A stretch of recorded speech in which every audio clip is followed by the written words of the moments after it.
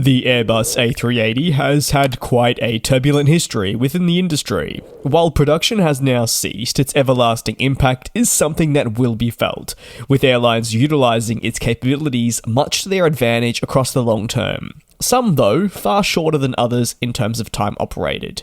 However, interestingly, across the history of the aircraft, there were some airlines that ordered the aircraft and never actually ended up flying it.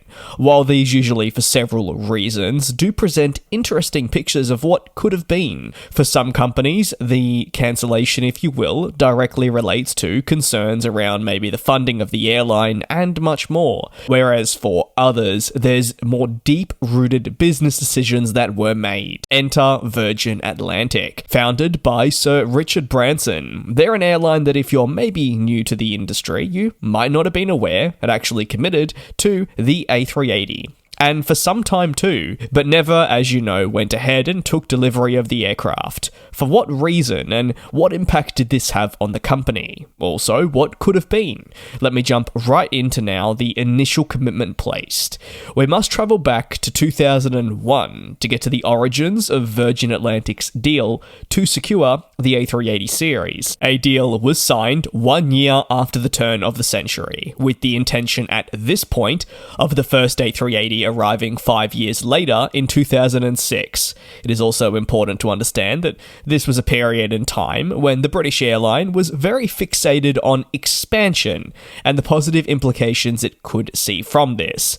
The belief was that the A380's enhanced capabilities would be more than ideal for not just starting new routes to markets Virgin Atlantic, say, wanted to dip into where they saw high demand, but also for deployment across their existing network where they believed the capabilities of a plane such as this would benefit. In the early 2000s, Virgin Atlantic also faced increased competition in this very long-haul market.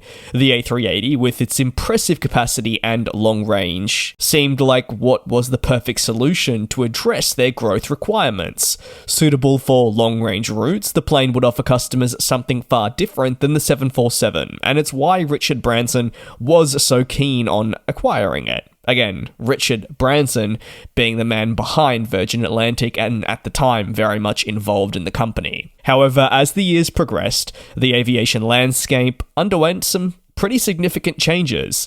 We did see that global economic downturn in the mid to late point of the 2000s, which impacted the airline industry significantly, leading to many airlines, such as your Virgin Atlantic, coming to reassess their fleet. The A380, with its large capacity, became a potential liability, as airlines were now more focused on efficiency and cost effectiveness, something you'd argue even started towards the late 1990s. However, away from this, delays to the A380 program were also incurred. You may recall a little bit earlier in the video, I laid out those initial expectations when Richard Branson in 2001 signed for the A380, and it saw a delivery taking place only 5 years later.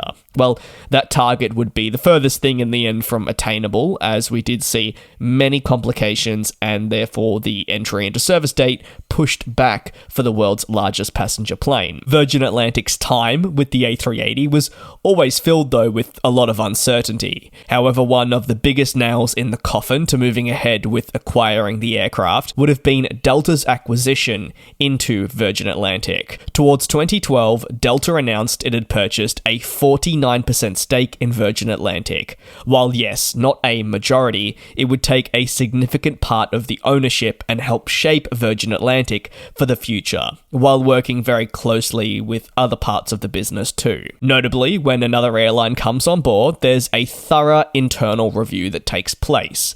At this point in 2012, the A380 had still yet to enter service with Virgin Atlantic, but question marks remained around whether this would even happen. As Delta didn't fly the A380 and US carriers largely saw the plane as something that didn't fit their business model, many believed Delta coming into the picture meant that any hope for the type actually being delivered was now very slim. Even though you could probably make the argument that before Delta stepped into the picture, it was already very slim. This also was highlighted through Richard Branson's smaller and smaller role in Virgin Atlantic when, if you recall in 2001, he was really at the forefront of everything. Simply put though, for Delta, they needed to review the fleet, and the A380, well, there was a belief that it just wasn't well suited and would be a risk.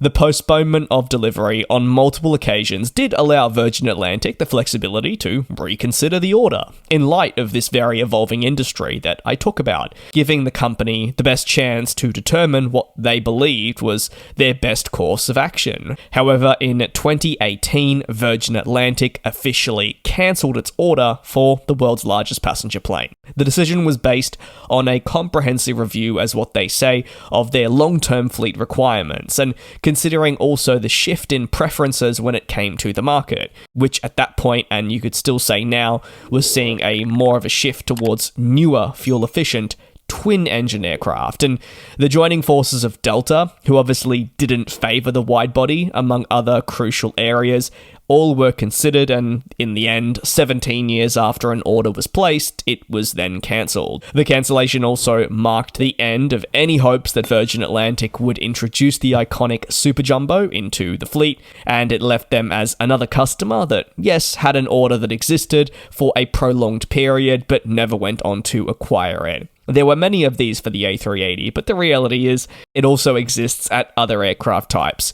You could look no further than United Airlines and the A350. At the time of the cancellation, Virgin's executives said the plane wasn't a clear choice, and that identifying key markets where the A380 would work didn't really make sense. Additionally, introducing the A380 at that point would further add complexity to their operations. Remember as well that at this point in time, the airline was well and truly moving towards more efficient planes. So factoring in your operational costs, crew training, maintenance, among other factors, it probably wouldn't have been best to welcome in such a large plane. Additionally, considering 17 years had passed from the first commitment to the eventual order cancellation, it's safe to say that a lot changed, and Virgin was no longer the same carrier, and nor was the industry exactly the same too. Had Virgin Atlantic introduced the A380 into its operations, well, the airline might have experienced both positive and negative impacts on its business, although it's way too hard to predict.